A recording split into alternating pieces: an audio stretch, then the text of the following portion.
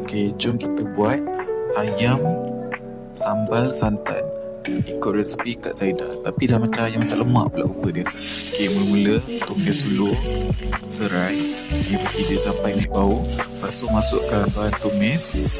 Okey, yang tu yang dah blend tadi lah. Sebenarnya tak payah blend tau, tapi kisar tak ada, halal lah. Okey, lepas tu masukkan pula air.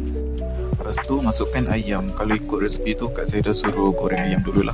Tapi ni macam ayam dah betul-betul masak goreng ni. Tapi tak pulang nak separuh masak ke penuh masak. Lepas tu masukkan garam dalam waktu proses macam ni. Sebab resipi ni tak letak bahan perasa. Tujuan dia nak bagi dia cukup rasa lah dekat stage ni. Okey, lepas tu baru masukkan santan. Biar rasa santan tu dia meresap. Okey, kacau-kacau dia.